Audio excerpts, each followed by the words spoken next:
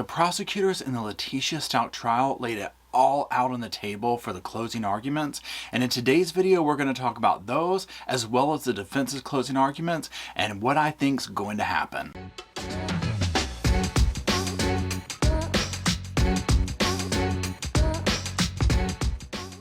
Hello Sofa Squad, and welcome back to the sofa, which is right behind me. Mr. Roscoe P. Coltrane is on the sofa, currently holding it down, and my name is Paul. Now, like I said in the very beginning of the video, in my little intro, we're going to be discussing the closing arguments in the Letitia Stout trial. It's finally here. Now, I am recording this on Saturday, so you should be watching this Sunday morning. I'm just saying that because depending on when you see this, they might have already come out with a verdict and that type of stuff. Now, if you're new to the channel, the way this will operate is I'm going to put some clips up of some what I consider some of the highlights. It's definitely not the end-all be-all to it. I suggest watching the whole thing. But we'll use this as talking points. And then at the end of the video, I'm going to talk about kind of like what I think is going to happen or not happen, that type of thing. So let's go ahead and watch that first clip. This is what the trial should be about. And I'm not doing this to get sympathy from you. I'm doing this to tell you that what Gannon had to tell you in this trial through the autopsy, all you need to know.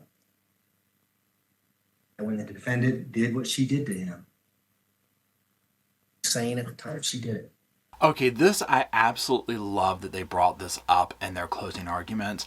And again, it is what the trial should be about, right? It's Gannon. Now, what the prosecutors also said before this and whatnot is, when you're dealing with a case like this, it often becomes about the defendant, which obviously it did, because that's what she's trying to get out of trouble, right? And trying very hard and unsuccessfully, in my opinion. But also, just like he said, so oftentimes in these cases that we watch, we see how the victim is speaking from the grave. They are trying to tell us what happened. They are screaming and yelling for justice, and Gannon was absolutely doing this. Dr. Lewis says it was crazy to drive a suitcase across the country and dump it over a bridge in Florida. Was it really? Think about the divine intervention of Gannon's body even being found to get here to where we're at right now. And the effort and determination that she took to hide his body. Amen, brother. Sing it from the rafters. This is the whole thing. The whole thing of the case is that, the defense is basically saying, oh no, it's temporary insanity. No, absolutely not. Now, again, this is my opinion, and I need to just go ahead and say it. These are just my opinions. I'm not a doctor or lawyer, any of that fancy stuff. So this is literally for entertainment purposes. So all the stuff I'm saying here, just take it with a grain of salt, right? These are just my sofa opinions, and I urge you to do your own research and come up with your own and drop them in the comments. But like you said, this whole thing of like, oh my gosh, going and dumping the body in Florida and all this, it's insanity. No, it's not. Obviously, it's not normal, right? Like, we know that somebody who's willing to do this, this is not normal. This is not good. This is not right. But there's a very big difference in knowing right from wrong when you do a horrendous act like this. And my personal opinion is that she 100% knew that it was wrong, that she did something wrong, not insane or temporarily insane. And the evidence will continue to prove that, or it did continue to prove that during the case, and he'll also bring this up more during the closing, so let's continue. At least the group that I talked to in jury selection, we talked about every day of your life, you were training to be jurors. That means you're using your common sense to make decisions, just like you're going to have to today when you go back to the deliberation room. Just by looking at these injuries, what does your common sense tell you? Again, amen. And I love it when people bring up the common sense thing, because sometimes things get so complicated, or people will try and make it complicated, whether it's the defense or the state. It just depends on the case, right? And in this one, I feel like the defense tried to throw a bunch of stuff at the wall, but they literally... it just wasn't good, right? They didn't have much to even throw at the wall to try and confuse things. But this is just common sense, right? You can just look at things and say, you know what? These injuries, all this is rage, right? This is not a temporarily insanity or whatever. All this hiding and covering up and lying, this is not somebody who's in another world. This is someone who's trying to get out of trouble. Dr. Nita Heiser also tells us that she had no history of inpatient psychiatric treatment, no history other than anxiety of any other diagnosis for mental illnesses. And this is based on what the defendant's telling her. No evidence of psychosis. No reason to put her on an M1 hold. If she was experiencing psychosis in December of 2019, the doctor would have had an obligation to come in. And this is the whole thing. There's not been any evidence of this prior to. One case that I always reference with situations like this is Andrea Yates, where, yes, she did an absolutely horrific act, but there was so much evidence leading up to this of the mental issues that she was going through, all of the stuff where it, and I don't ever want to say like, oh, it made sense why she did it. But there's evidence, there's proof of like, this was not a well person. Something was going to happen, right? But Letitia doesn't have any evidence of that. Like nobody knew about any of this stuff, right? And this is what it kind of plays into my theory of, I just think she had a rage moment. I think the real Letitia is an evil person, right? That she wore different masks and whatnot to hide that. But the real Letitia came out. The vengeful, evil, murderous stepmother showed its face. What's relevant about this first competency evaluation that takes place on July 20th, 2020 is when she goes to the state hospital, is that they have a 2-week observation period for nurses, employees are watching her. He actually goes to a nurse and says, can you tell when someone's faking it? That's the whole thing. The absolute audacity of her to go up and be like, hey, excuse me, I don't know if you've been asked this before, but can y'all tell when someone's faking? And if so, what are the signs? You know what I'm saying? Because literally they're all present. And literally seemingly the only person so far that didn't pick up on those seems to be Dr. Lewis. Dr. Gray and Dr. Torres diagnosed her with specified personality disorder with borderline and narcissistic features. End of story, period, point blank. The narcissistic features, I mean, we heard, and if you didn't, when the state's, psychologist, psychiatrist, therapist, whatever, got up there and testified, and these were the things, like these obvious things that even, armchair shrinks like us and, true crime people or whatever. I mean, these traits and characteristics, I was just like, this is so obvious. So when Dr. Lewis got up there, and it was a complete opposite thing, right? Where I was just like, is she not looking at the obvious, or she doesn't want to look at the obvious? And so I want you to think about how it's progressed now. Now, she starts talking about dissociative identity disorder and bipolar disorder. When I say she, the defendant. That's what the defendant is telling Dr. Grimmett. She says she has 4 distinct personalities. None of those 4 were Maria Sanchez. Remember what Dr. Grimmett testified to, that she was, first of all, creating these names. Second of all, like Jasmine was a Disney character. Talked about vampires. Twilight. I've seen the movie Twilight. I know I hate admitting that, but I've seen it. And she cited the characters from that movie. And Dr. Grimmett said, wait a minute here. You're just telling me characters from a movie? That's not dissociative identity disorder. But she evaluated her for it because that's what she's telling. Dr. Grimmett evaluated her for DID. Said, no, not there. I don't even need any more information. I don't need to rule it out. Not there. I mean, the cringe when he's talking about Jasmine and Twilight. I was like, oh my God. But that's what we're dealing with. Literally, that's what she's making this stuff up from, right?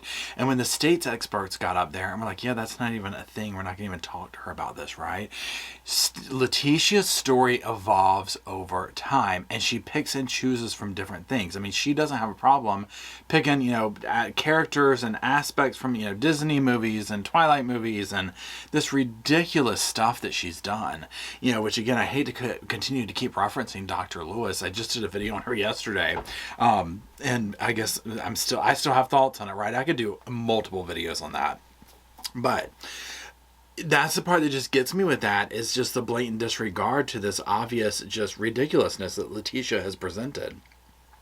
It doesn't make sense. And the fact that the state's experts saw right through this and were like, no, look, this is what we're dealing with. This is, here's this. End of story, right? We're not going to even talk about the DID because it's not even a thing with Letitia. What's also interesting about this evaluation compared to Dr. Lewis's evaluation is they do 2 interviews, if you remember. One was in March, one was in June. The March interview, I think I couldn't count how many questions, but it wasn't a lot of questions asked. It was the defendant talking. They just let her go. In June, they asked more questions. One of the questions that Dr. Torres asked is, can we talk to Maria? Can we talk to Maria Sanchez? She said, no, Maria just doesn't come out. There's got to be some kind of stressor. There's got to be a triggering event, which coincidentally is exactly what the DSM-5 says. I can't just summon Maria. You saw on Wednesday how that happened. It was magic, according to the Dr. Lewis. I mean, literally magic. I mean, that's really what you just have to equate some of this down to. We saw the ridiculousness of, Letitia summoning these other personalities and the pandering that Dr. Lewis did to it, the steering of it was shocking to me. I mean, I just couldn't believe what I was witnessing. It was honestly, when it comes to defense experts, this was one of the most, I don't even know if the word blasphemous is correct to use, but that's what it feels like. Now, let's take a moment and listen to what the defense has to say, some of the highlights of their closing arguments. The one thing they cannot answer, because there is no answer, is motive. Motive for why this happened. Motive how we can go from this picture on a hike up at Garden of the Gods, loving, kind, to less than 24 hours later. Brutal rage, 18 stab wounds, 4 blunt force trauma, shock. This wasn't a pre-planned, calculated killing for some gain.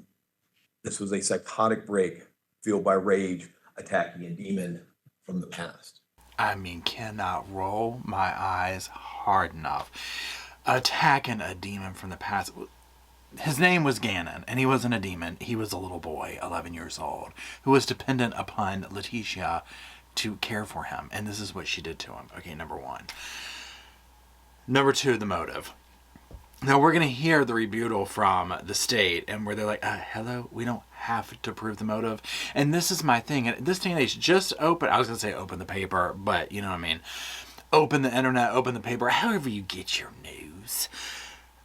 People are killing each other for kids going to get a basketball out of somebody's yard. For ordering the wrong thing somewhere. I mean, Uber pulling down the wrong driveway. Y'all, it doesn't take, the wind could blow the wrong way and people are going to kill over it. You don't need a reason. People kill for less is what I'm trying to get at. So motive, there's no motive, that must mean it's psychotic. No, that just means that she went into a rage. And that's what I think happened. She went into a rage and it's been festering and it finally took her over. He was a special needs teacher, elementary needs teacher. That's what she'd been her entire life, working with kids with special needs. She was a mother to Harley, did everything she possibly could for Harley. She was a wife to Al. She was tried to be the best stepmother she could be to these kids. So much so that she was left with the kids for very long periods of time. I mean, I shudder to think how those children fared under her direction. And I'm curious to know, for people who've out there scouring and all this type of stuff, has anyone come forward, parents or former students, anything like that, and been like, we worked with her in that capacity and here's my nightmare story. Drop it in the comments if you know or point me in the direction, because I feel like that would be a thing, right? And him citing this like, oh, she did this, she did that, blah, blah, blah. Think about all these cases that we hear about. I'm specifically talking about children, but it could be across the board, any victim of any age. But a lot of times we see this with children and families where one child is the receiver of the abuse, while the other children might live fairly normal lives. I mean, as normal as you can see in a sibling go through that, right? But it's like this child is a scapegoat type thing. And the only reason I bring that up is because when he sits there, oh, well, she worked with little kids and she was a mother to Harley. People can be a different thing to different people. Look at some of these, and I can't think of his name right now. The BTK. I mean, this man was like a pillar in the community. So was, what's his name? John Wayne Gacy, right? But look at the absolute atrocities that these men did. You don't know what's going on up here with everybody. You don't know what's going on behind closed doors. You know, to me, what happened again and what we see, I'm like, here it is. This has been lying beneath the surface with her. The evidence shows it, as the state will come back and say with her, you know, I hate my stepson and da-da-da. She was planning on getting away, right? This was not some psychotic episode where she was got triggered and fought off demons. Absolutely not. In the months preceding this, when Al had gone up to Alaska, he had left his 2 kids in her care. He was gone, flew about as far across the country as you could possibly get. And based upon his relationship with her, based upon him seeing her as a loving stepmom, felt comfortable leaving his children with her alone in South Carolina. And he did that because he knew her and he saw her and he saw that relationship she had with Gannon and he felt comfortable. Here's my thing. Who is going to think that something like this would come out of your spouse? I mean, who, right? The last thing you would think is like this would happen. And again, I personally think that Gannon probably suffered at her hands for a while and she hid it from Al, right? Like she was able to keep it secret. And I think whatever happened this weekend, this event to Gannon, it started off with her basically hitting her breaking point of like numerous things just all meeting the perfect storm. And she did something to him that there was no turning back from. Like before she could lie about it and she could manipulate, but now it was like your game's up, right? And so he had to go. And I think that's what happened with this thing right here. So to sit here and say, well, Al felt comfortable with her, I'm sure he did. She probably had a very different facade that she put on, especially when everybody was around, right? I mean, who's going to let on that you're abusive towards one of your children? That's not even like your blood child, right? It's your husband's child. She's going to put on a front. I mean, we see her doing this with everything she's done, right? No different in home life. Al and all of them probably are like, I have no idea who this woman was. I thought she was this over here, but clearly she was this over here the whole time. Based upon what he had seen with her. And he felt comfortable enough that when this was going on, he felt comfortable enough to leave to go to Oklahoma. Because what he had seen and what this photo shows is they had a loving relationship together until the evidence shows that she had a psychotic break. That something, mental illness from her past, got triggered, and there's a temporary period of psychosis. Now, again, this whole temporary period of psychosis, ain't buying it. Don't even know. And he continues on here as we hear with, you know, like, oh, well, he felt comfortable to do this and that. And then all of a sudden this came up. And look, here's my thing. I get it. Stuff like this, as humans, we want to categorize. We don't want to think that people are capable of this, right? There's so many of these instances with these cases that I watch where I'm like, I really don't want to think that someone would do this to their son, their daughter, their wife, their husband, whoever, their father, their mother, whatever, right? We don't want to think that of people. It's better to think that there was psychosis than this is just, you know, part of some human's chemical makeup or whatever, you know what I'm saying? I mean, that's scary, right? Because it's like, well, could that happen to any of us? You know, type thing. So it's like, yeah, it's easier to think like up. And again, also, you know, something like this, and I've said it 100 times over during this case, you know, there's a level of somebody who does this is not right. We can gather that. There's something wrong with somebody who does this. But that doesn't excuse them and say, oh, so it must be insanity. Temporary insanity and then back to normal, whatever. No. Again, I just think she finally flipped her lid and Gannon was the representation of everything wrong with her life. And she took it out on that poor little boy. It was not, and you heard it from Dr. Torres at the state hospital, they are not doubting or disputing the abuse that she suffered growing up. And that's from Dr. Torres, who had investigated this, who had medical record provided, who had family members provided, who interviewed other family members, and she says the state hospital is not disputing the horrible trauma that she grew up with. And the person who she had suffered that horrible trauma from That's who she calls and says dies at 4:36 in the morning.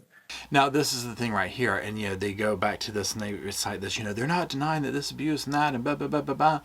And here's my thing: when you introduce factors like this, of okay, she suffered at the hands of this and that and yada yada yada, there are plenty of people who have gone through the same, if not worse, that do not do stuff like this to others, right?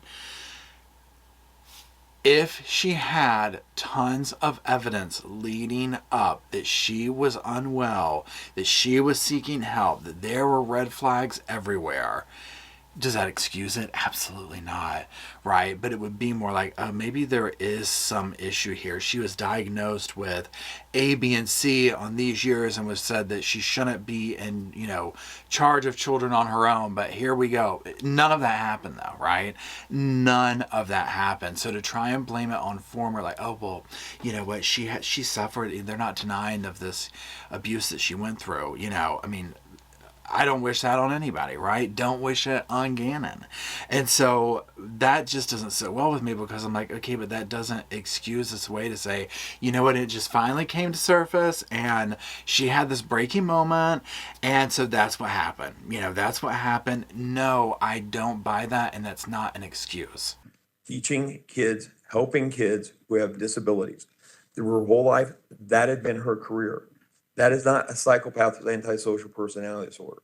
That it could be somebody with a dissociative disorder, either DID or borderline personality disorder with dissociative features, who has kept horrible trauma in her past behind her and is trying to make the lives of kids with special needs better for them.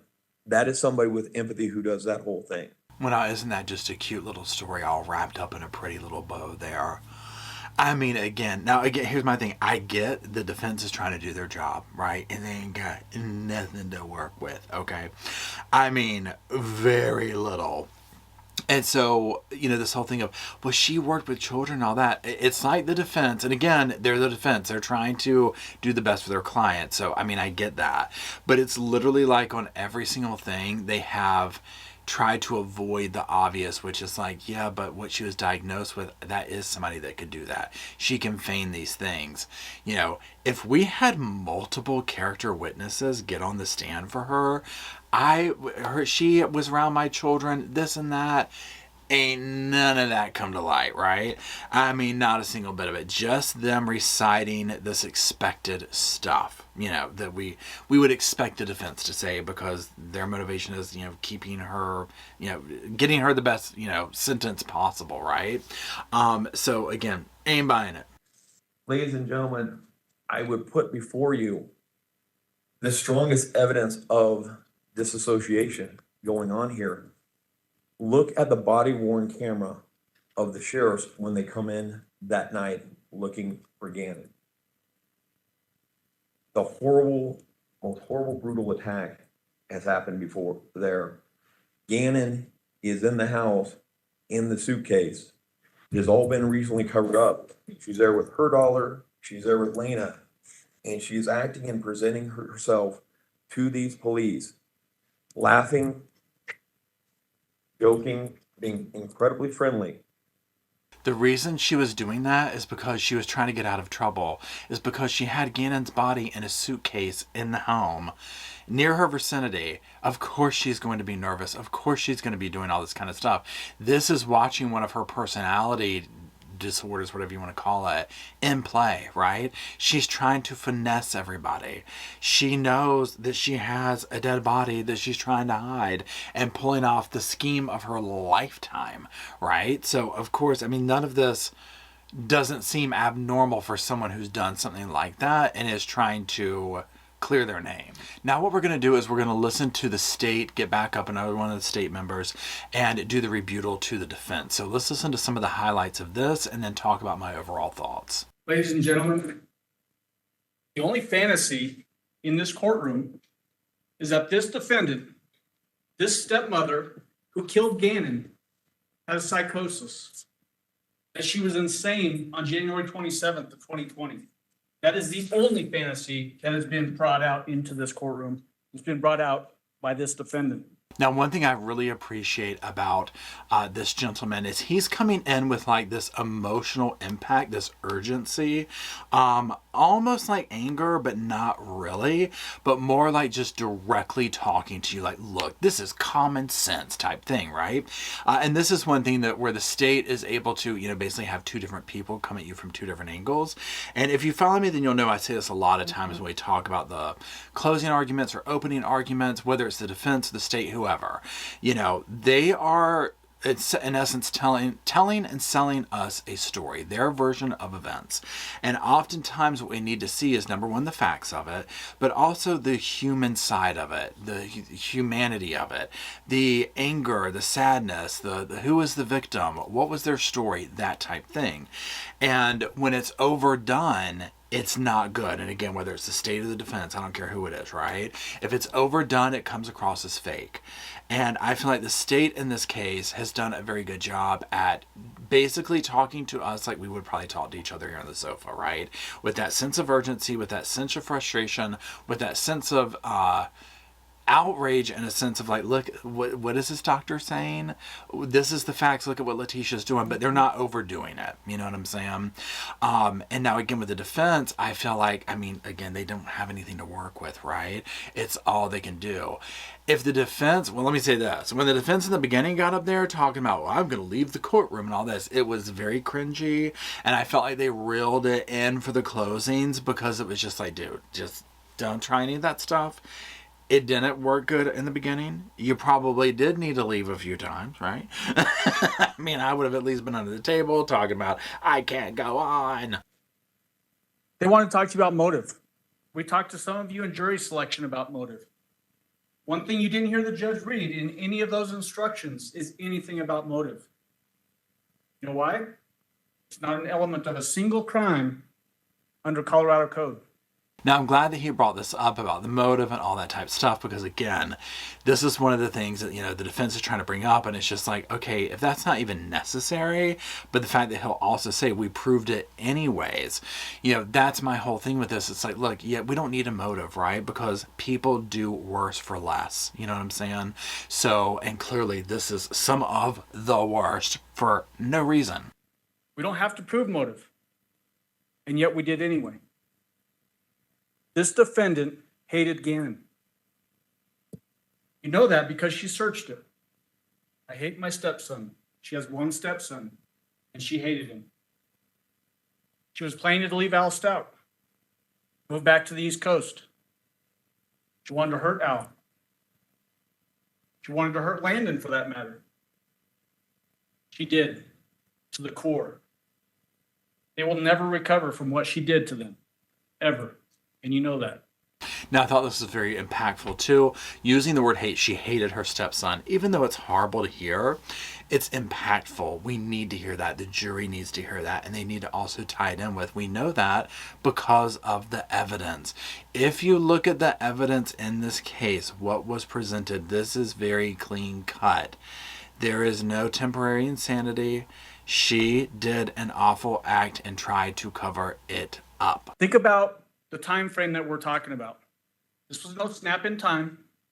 This was not an instantaneous thing. This occurred over days. She was planning to leave a week prior to Gannon's death when she killed him. Look at the searches that we talked about on Monday when Kevin Clark took the stand. We know when she was looking to leave. We know she hated Gannon. She knows she wanted out of a marriage with Al. We know that she didn't like what Landon was up to because she would manipulate Gannon about Landon. We know these things because of the evidence that we brought you. Again, very factual. We know these things because of the evidence that we brought you. And the evidence shows this. This was her plan. She was resentful. We can hear this. She had all sorts of stuff going on. And this is what I'm talking about earlier when I was like, Al probably is like, okay, she had this whole other life going on, right? I think she was resentful towards watching those kids, especially his children. And especially Gannon, because Gannon's 11 years old. He's a young boy, right? He's going to be rambunctious, into this, into that. He probably made her have to be on her toes, you know. And again, I'm just like, well, for someone who's, oh, she's, you know, taking care of kids and, you know, work with children and this and that, and she's a saint and, you know, da-da-da-da-da, you know, all this. I'm like, no, I don't buy it, because look at her actions. She couldn't stand watching after her own kids. She was calculating, manipulating, lying to everyone. Why? Because it's about her, not about Gannon. Deflect the blame and make herself the victim. And that is what she has done this entire time, is made herself the victim. She did it from the get-go. I mean, look at the interviews that she did on the news. Everything was me, me, me.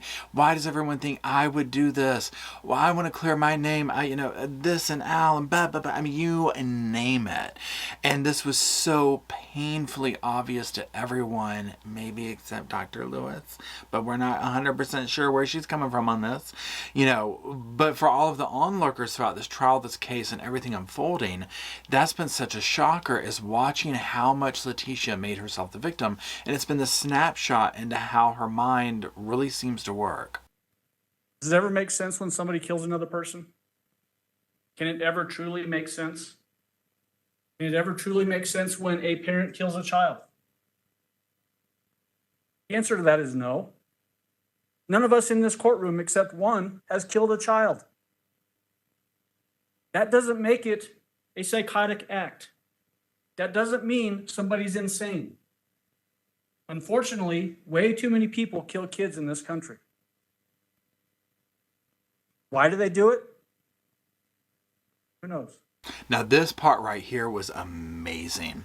First of all, that whole thing, only one of us in this room have killed a child, right? You know, number one, the obvious. But then just what he said in the beginning, someone who does this, I mean, again, why does someone kill their children? I mean, we don't know, right? You know, but this case right here, yes, it is horrible. It is, you know, otherworldly, unimaginable, but it's not insanity. Not with her. She starts looking up face plant surgery centers. She starts looking up, I need a new social security number. I need a marriage license. I need a replacement passport because El Paso County Sheriff's Office has mine. And she looks up fake polygraph. Why in the world would you need a fake polygraph unless you're covering your tracks? Those internet searches did her in. And I mean, yes. Why in Lord's name would you need a fake polygraph thing? Right? Who would ever... And the questions that she asked, I mean, it just blows my mind. A face transplant. I mean, cannot roll my eyes hard enough at this BS. I mean, can you imagine? Imagine if she had unlimited pocketbook strings, what she would have done, right? Now, this is the same person who wanted her damn money back on the fake polygraph, but she's going to go get a spur-of-the-moment face transplant. You know what I'm saying? Like, this could just be something that you run and grab.